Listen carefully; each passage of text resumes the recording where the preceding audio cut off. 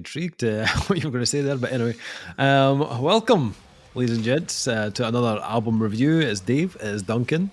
We are here this evening to chat about the brand new album from Danish extreme progressive death metal quintet, the Arcane Order. The band's new album, Distortions from Cosmogony, will be released on June 9th via Black Lion Records. Formed in 2005, this will be album number 4 from the Arcane Order, which follows up their 2015 album, Cult of None. Distortions from Cosmogony is the first release featuring the Arcane Order's stellar new lineup, including Kim Song Sternkopf on vocals, Bastian Thusgaard on drums of Soilwork, Kim obviously of Maul, Anders Frodo S. Mikkelsen. They join longtime members Flemming C. Lund on guitars and Kasper Kierkegaard from Hatesphere on rhythm guitar. You know what? I'm going to give it to you, Dave. I genuinely thought, I was sitting back smugly waiting for you to make an absolute cunt of yourself, and if you did, you disguised it well. Yes. I'm getting good at that, Duncan. Just what, making disguising it sound, yourself. Yes, like I know what I'm talking about. Apologies also, to like the band. the previous album, was that Cult of None as in N-U-N or N-O-N-E? N-O-N-E. That's much better, because Cult of None just made me think of Sister Act. I was like, let's not go there. Okay. I will follow him. Anyway. Oh, whoopee. As with the previous 3, the new album was recorded by Jakob Hansen, who has worked with Aborted, Arch Enemy, Volbeat, Catatonia. One of the Hansen brothers. Wasn't he? No? Was he the 4th Hansen? I don't know. Maybe. Produced Mbop. Also with Jakob Bredal recording vocals for the album. Jakob.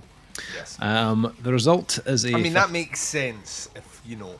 If you know. If you know, you know. If you know, we happen to know. As we're being deliberately obtuse. We're not. We'll explain it in a minute. The result is a 59-minute long virtuosic display of the Arcane Order's unique fusion of death, black, tech, classic and melodic metal. In the same manner, the subject matter of the Arcane Order demands a will to be challenged. Distortions from Cosmogony revolves around eternal existential struggle between autonomy and submission. This is a subject close to vocalist Kim's heart. He grew up in an oppressive religious sect. Subsequent loss of faith has led to a deep fascination with what leads us as humans down. Humans drawn to hierarchies versus our deep desire for independence and the existence of free will. So, weirdly, even though these guys have been on the go from 2005, they weren't a band I knew a lot about, to be honest. I'd heard the name, but I don't think I'd ever actually listened to any of their Denmark, albums. isn't it? This is the problem. Denmark, we keep saying it. Like the Arcane Order, that special weapon that big Bredal would use when I was like that. I mean, is it just that the music scene's getting great now? And he's like, no, bands have been doing stuff for ages. And I'm like, have they? And then you're like that. Yeah, the Arcane Order formed in 2005. And I'm like, oh, really? All right, so they've been around for a while. So, yeah. This was the first time I'd heard anything by them. And once again, notwithstanding the fact that you were like, we're reviewing this album, there is a reason we're reviewing this album from my point of view, and my inroad to interest here lies with the vocalist.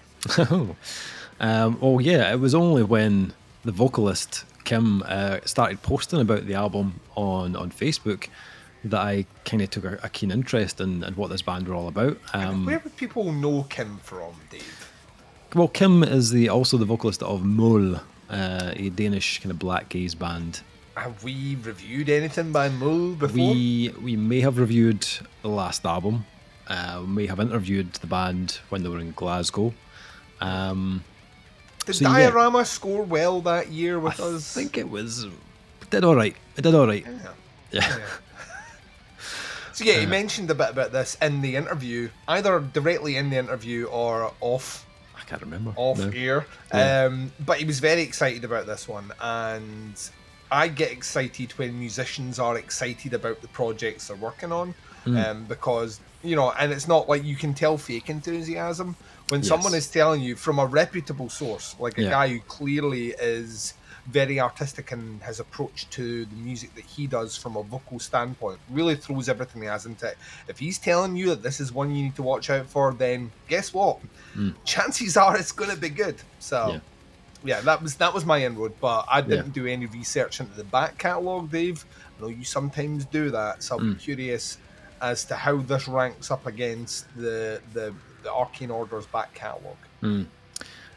Yeah, I think when they dropped that first single, "Cry of Olympus," that was enough to pique my interest. I think it was the perfect choice of single to kind of garner that like online engagement from people. It was a really, really strong single.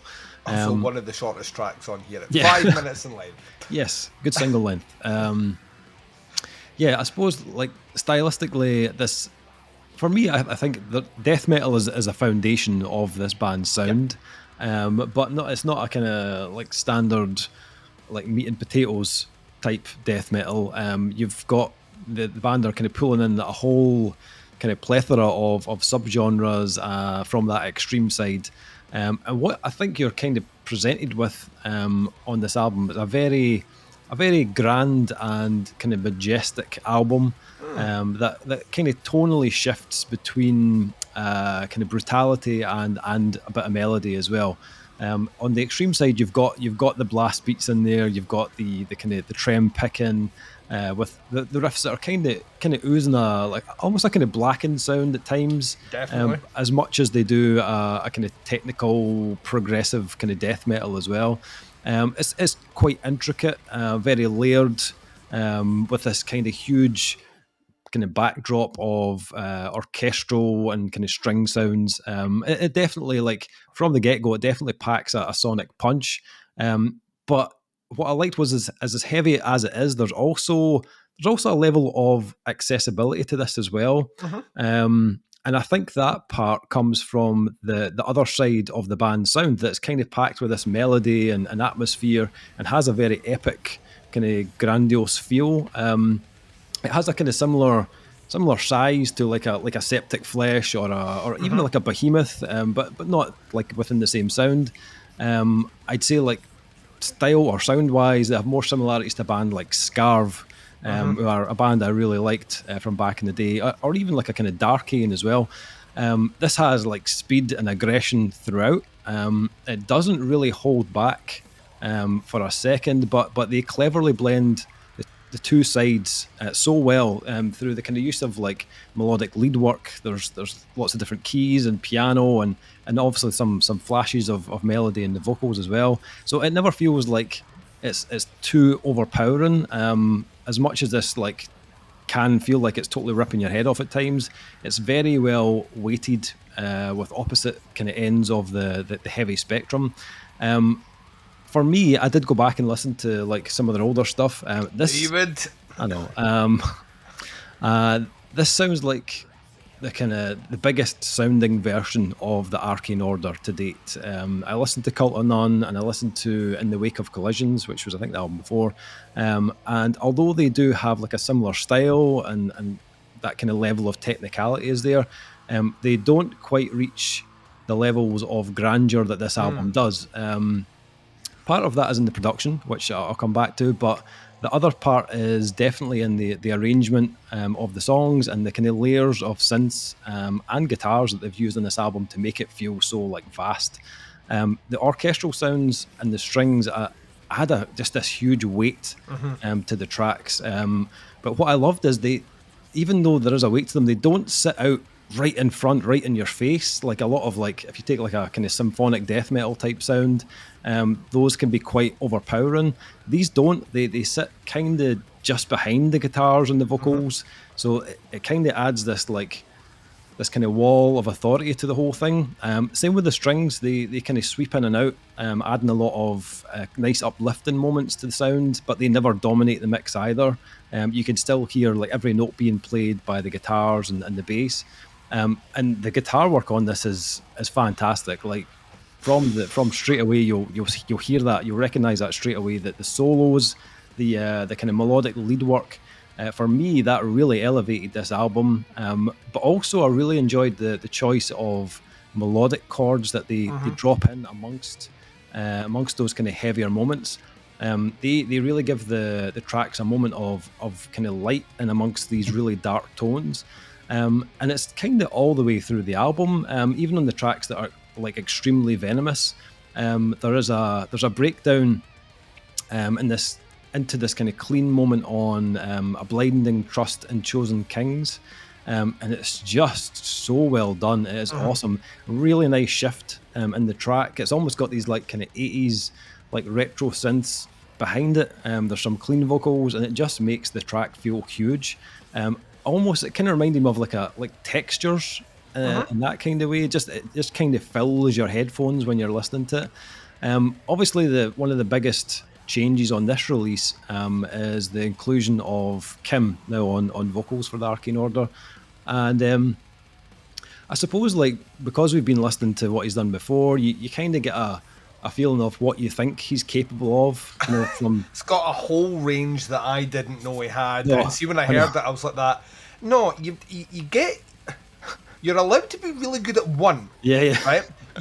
You're allowed to do the black and like screamy stuff really well and have okay mid and lower range. Yeah. Or like supremely great lower range, mid range. But that screamy stuff you can use like sparingly because it hurts your throat. And he just does both of them really well. Yes. And it does make me wonder if there's anything this young bastard can do, Dave. I was these ranges, like, because he's inverting to an extent. Like the pocket that he's playing in here is more in the lower death metal range than the higher black metal range, but he allows his vocals to flurry between the two effortlessly to the point that if you'd be forgiven to thinking there was two vocalists here. At times. And as a connoisseur of the vocal arts, Dave, he does it really well. Really well. Yeah, it's a really nice side to his voice that I wasn't expecting at all. When I heard the first single, I was just like, what? He can do that? Like, where did this come from?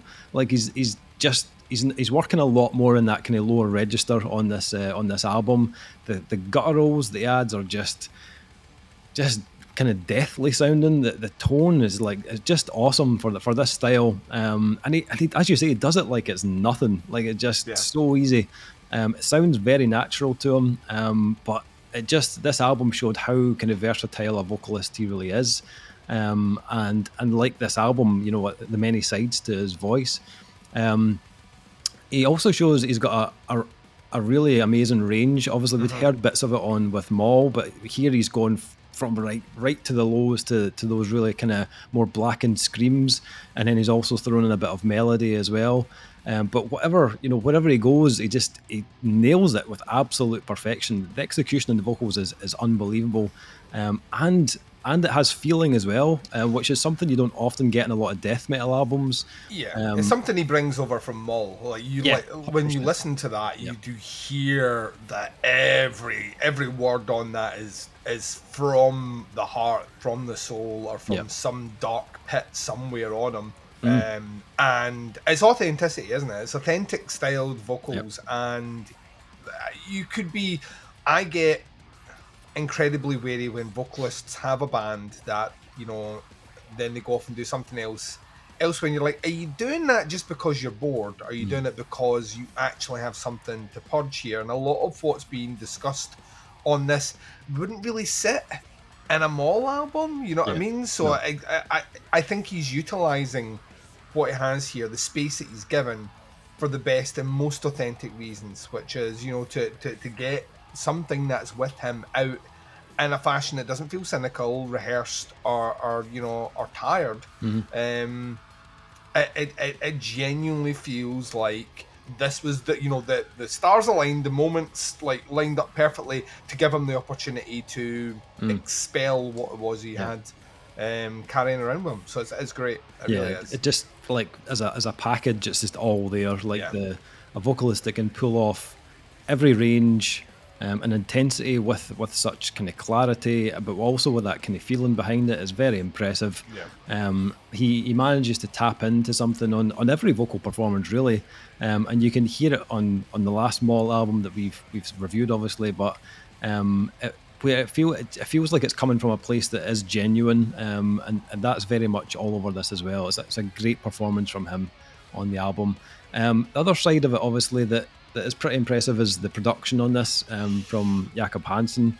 Fuck's sake. It sounds fucking massive. Yeah, and I think it's the one thing that I noticed when I went back and listened to the previous two albums. I was like, all right, okay, there's a clear step up, even though he's been involved in the last ones as well. That last one was 2015 though, so clearly he's obviously still sharpening skills. Since then, he's working with bands now like Volbeat and Flesh God Apocalypse and Arch Enemy and stuff. So his skills are getting better. The technology has changed as well. So it's maybe not a complete surprise of the quality of this album, but it doesn't make it any less impressive. He's created a very clean, very polished recording of this album that delivers huge on the kind of heaviness side, but you can pick out all the detail like no problem. You can hear every single note. I found this one was more impressive on a big set of headphones. I listened to it in ears for a little bit and I was like, no, wait a minute, this production is fucking awesome. Got the big headphones on and I got so much more from it when I listened to it with the big cans. I think this album is great. I really enjoyed this. The only kind of moments of uncertainty that I had about the album would be, firstly, it is quite full on for its entirety. Even those moments of light on certain tracks, I do feel I start to feel the burn by the last kind of quarter of the album, because the album is almost an hour long, Yeah. and each time I think around the 45-50 minutes I start to kind of wonder like how long has this album got left on it. There's only like one track, I think it's track 7, I think, that's a kind of breather type track. Yeah, it's it's an interlude kind of Yeah. cleaner track, but even then it's almost 3 minutes in length. So. Yeah. But out with that, it's fairly constant in tempo and intensity. So maybe some more moments where they maybe pull back a little and kind of let the album breathe a little bit more would work. I kind of feel like the ratio of cleans from Kim, I think could have been slightly higher on this. Like, I would agree. Yeah. yeah, I think Because he can do it. We know he can do it. He's got Yeah. a great singing voice. Yeah, He's got an incredible singing voice. I understand that they are an extreme metal band, so they maybe want to keep the balance leaning towards that side of things, because they have a fan base that will kind of expect it. But I also think more of those moments would have made this even more memorable than it is, just with a few more kind of moments or hooks that I could kind of take away from my time listening with the album. That aside, I thought it was really good. I really enjoyed this one. It didn't disappoint. What about yourself? What did you think? Dave, there's a lot to like about this album. I had to wait for you to take a drink. Classic. Yeah, like this is not something I would usually gravitate to. I enjoy death metal and I enjoy the the extreme side of metal, even those that bring a kind of symphonic tinge into it. But they're never usually the album that I would reach for at any given time. If I'm given a choice, I usually go elsewhere. Yeah. Which means I can sometimes be overtly critical of it. Right. And I'll say I don't disagree on the length. I as a counter, I'm not trying to apologise for the band in any way, shape or form. If it has been 8 years since your last album, you might feel that you have to give something back to the fans in terms of something a bit longer. Sure. I'll say that any of the songs in isolation for me don't feel long. You know what I mean? I think they feel like the ideal length. So then it comes down to, what do you take out the album if they all sound great, on their own? Yeah. I think that becomes a difficult equation, especially if you're trying to paint a picture or a context of a story. it's like removing a chapter from a book. It might not necessarily be the most pivotal and exciting chapter of the book. It might not reveal who the killer is, Dave, but there may be a clue in there as to, you know, how the end of the book is going to work out. So I kind of feel that that's a kind of get out of jail for them a little bit. Yeah, this manages to do many things incredibly well. I think a lot of that kind of commercial aspect does lie in the production. I think the production is spot on here. It is full of kind of blackened savagery, but at the same time, because you've got that kind of Soilwork-esque lead work and like melodic guitar riffs, and underpinned with those like incredible synth parts, like the synth parts are very, very well written. The symphony parts, the strings or whatever, are all really, really well done. But it's how they're placed in the mix that really elevate what you're listening to and actually overall make it work. If they were a bit less, I don't think this would have the same resonance or impact. And I actually think even like a tiny, tiny, tiny tinge louder, and it would take away from a lot of what the guitar's doing. It is there purely as a level 2 lift, which in this genre of music, that's all you should really be using synths for, is to underpin the guitar work and lift things up. Kind of like a Wonder Bra. The synth is the Wonder Bra of extreme metal. No, just like pinches and lifts. Nice. And it does really, really well here. I think across the board, the musicianship is incredible. The guitar playing is phenomenal. The solos are jaw-droppingly good because they're not Soilwork, not that I just want to lean on this Soilwork thing again, or even Hatesphere to an extent, if we're picking the guitar players and bringing them into conversation under the microscope here. Both of those bands have a specific style of doing solos. Soilwork solos are very virtuoso and are designed to bring light. They're very positive sounding solos that they put in their songs, even when they're singing about very negative shit. Hatesphere, on the other hand, are the other side of that. They try and go for the evil sounding, not full on Slayer, but it's something that will adds to the evil of the track here. We switch like some half a guitar solo might be some of the most evil shit you've ever heard, and then within about 3 notes, it goes into this huge blast of light where the synth work comes back and lifts out, and it's so well done. It's so considered and temperate and well written and well placed. And there's some tracks where you're getting more than one guitar solo, and you, like at the end of a 20-second guitar solo, you could be like, right, that's the solo done, and then you get another one, you might, well, here we go again. But I found myself like when the second song, I was like, oh, it's like the song's moving into a different part now, and I really enjoyed that. The drumming on this is fucking phenomenal. I love it. Just once again, nothing virtuoso. We're not getting like the most insane fills you've ever heard. But it's tight. I mean, super, super tight. Savage and fast when it needs to be. Explores the space when tracks slow down. It's really, really, really, really, really good. Incredible. Then the vocals. I love Kim as a vocalist. I think he's very talented at what he does, and having listened to his work with Mull, and getting that feel and then seeing it live and seeing how he translates it to a crowd is kind of incredible. So, I was being a little bit more critical when I come into this one, because I was like, right, let's see what you've got. And I think his combination of working with Jakob Bredel, who actually vocally, if we're talking about doing the highs and lows, Bredel does that with ease. He's got a very guttural sound, but can do that high pitch, almost kind of falsetto, Slayer-esque sort of stuff as well. I like that he's worked with him, because I think they, as a working relationship of producer and vocalist, same way Jonathan Davis carried over Ross Robinson into Follow the Leader, because he's like, it just doesn't feel right if he's not there kind of spurring me on. I think he's got probably the best version of Kim that we've seen to date, and the balance is excellent, and you feel every nuance, every angry venomous scream here punches you in the best possible way, but he allows him to do these. He's got such a cool tone in the high register, where he does those screams that just kind of feel like if a cat could make a black metal noise, like a meow and black metal, no! You're like, and you can feel him pulling away from the mic and the space it creates. Fucking awesome, and it's awash with it. There's some venomous spits in here as well, but I love it. It works on here. So what you're getting is almost the complete package on everything.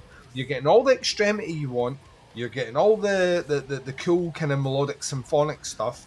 You're getting that blackened tinge that you kind of want if Kim's involved. You're getting some of the best guitar work you're going to hear this year, and an immaculate production on it. My gripes are your gripes, if I'm honest. Right. I think it's maybe a song long, but then I was thinking about this. I don't know what I would take out. I actually really like everything here, and even taking out track 7, which is almost a 3-minute clean track, but I think the album kind of needs that, or needs to incorporate more of those elements into the closing of songs or the starts of other songs. So it became very, very difficult in that capacity. I'm complaining that it's giving me too much of a good thing. And also, like yourself, we get flashes of that kind of melodic stuff that Kim can do vocally. You've got him in the band. Utilize that. You've got melody everywhere else. Have it in the vocals as well a little bit more. I think it would give a bit more diversity to some of the tracks and elevate other sections, notwithstanding those minor, and I must stress, minor complaints. This is fucking great. Like, I imagine there's a lot of people like me and you were, before listening to this, walking around in a world where the Arcane Order don't exist to them. Yeah. And what a statement of we're here. This is awesome. This is really, really, really, really, really, really well done. And I can see why he was so excited when we spoke to him last year, about this. It's been a while in the pipeline, and it's finally arrived and worth the wait. So if you're an Arcane Order fan, I think you're going to be happy that you had to wait 8 years, because this is what you get now. And if you're someone approaching them now, be prepared to have a new favourite extreme metal band in your lexicon to argue with your friends on who did it better. Nice. So ratings for the new album from the Arcane Order. I think, this is it's a really strong album. I think it's probably their most impressive to date, musically and production-wise as well. I think I do have some issues with the length. I feel that it does get a little bit kind of exhausting for me by the end, so that kind of maybe removed a little bit the enjoyment from it. I would like to hear some more cleans from Kim. I know that's just probably a personal preference. And I would like to hear the band just kind of create a little bit more space sometimes, just kind of pull back just a little bit so it's not so full on for the whole album. But I think if they don't take another 8-year break from making albums, I think... You'd like to think they're not. I know they're all in other bands that are very, very busy, but come on, lads. I know. I think there's probably even better to come from these guys, if I'm honest. I think like this is great that they're back, and it's a really strong comeback. But I wouldn't be surprised if they came back with another album, or the next album that would just blow your mind. I'm a 4 on this one. I'm going to go 4 out of 5 on this one. What are you thinking? Right there with you. I think it's great. I think it's absolutely brilliant. It made me want to come back and listen to a genre of music that I don't often listen to, which is usually a credit to the musicianship and the songs themselves. I think, like sometimes you hear the list of people involved in a project, and then you sit and listen to it, and it could have been anyone. I can hear like all the stuff the other guys do on display here. And it just so happens that when they all come together, they happen to write magic. So, this is a 4. This is absolutely brilliant. Very much like yourself. I don't think this is a new lineup in a lot of respects. Yeah. With some players who are in their prime now, some players who aren't even in their prime yet. So, I expect even better things on the next release, but don't sleep on this one. So that is the Arcane Order Distortions from Cosmogony, out on June 9th on Black Lion Records. Links below to the band, pre-order, all that sort of stuff. Check it out. Let us know what you think. Stick some comments in below. That is the review. Thank you for checking it out. We'll be back with another review very soon, but until then, take care. Speak to you soon. Bye, everyone.